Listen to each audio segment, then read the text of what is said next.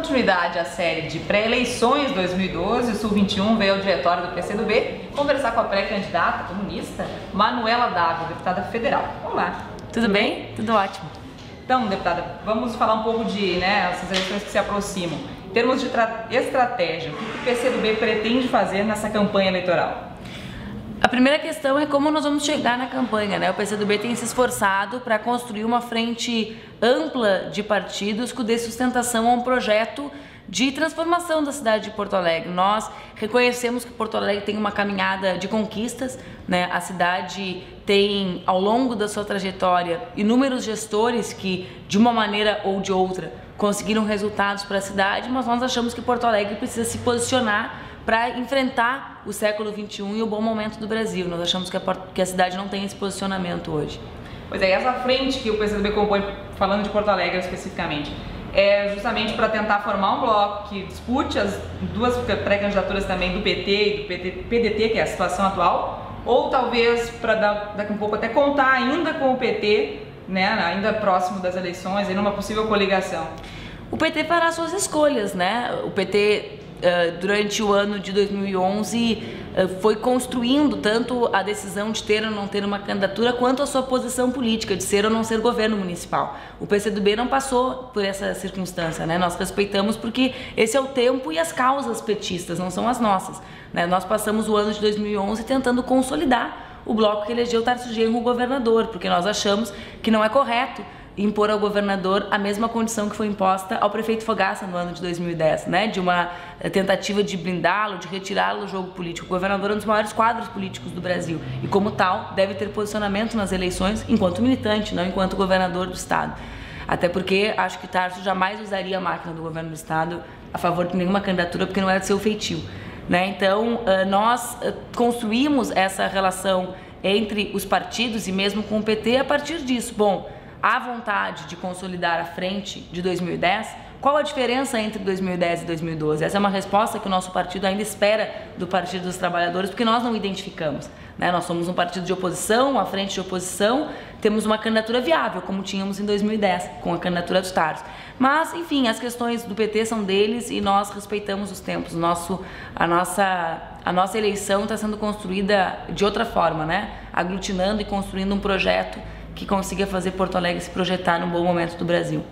E como é que o PCdoB se prepara para essa disputa? Assim, qual é a avaliação que o partido faz desse momento da cidade de Porto Alegre?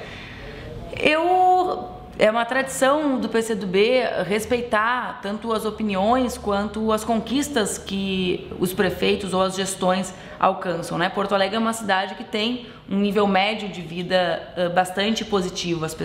Nós somos uma cidade que tem quase 70% da sua população entre a classe, no que o Brasil categoriza como classe média. Então é inevitável reconhecer avanços da administração Fogaça e Fortunati, né? Conquistas que foram construídas pelo Fogaça e que o prefeito Fortunati capitaliza. Mas eu acho que Porto Alegre precisa se reposicionar, né? É preciso de uma gestão moderna, é preciso que essa gestão moderna acelere o tempo e o ritmo da prefeitura, é preciso parar de solucionar as coisas no varejo, né? E ter planejamento combinado com gestão, e é preciso cuidar melhor das pessoas. Eu acho que Porto Alegre hoje não cuida das suas pessoas, quando não cuida da saúde, da segurança, dos diversos problemas que atingem as diferentes pessoas que vivem em Porto Alegre.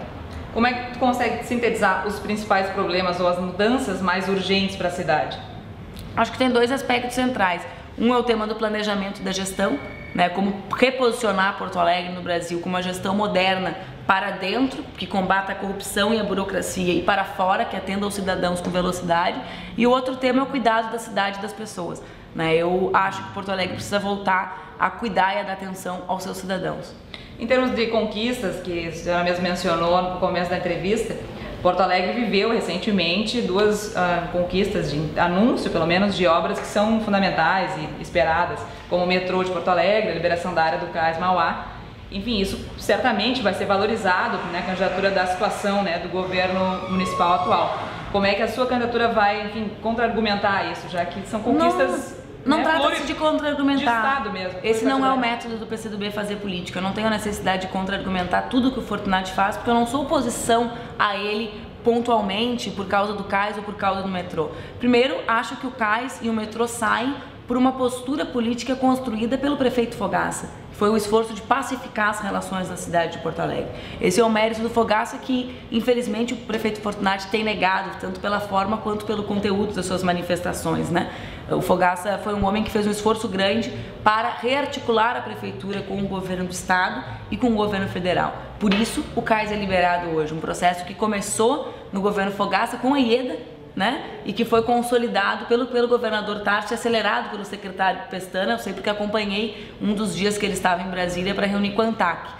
O metrô, né, o bom momento econômico do Brasil, né, o PAC da mobilidade conquistado pela presidente Dilma e a velocidade que a prefeitura conseguiu dar para estabelecer um projeto, bingo. Né? O meu problema é que os projetos do cotidiano não são só o metrô.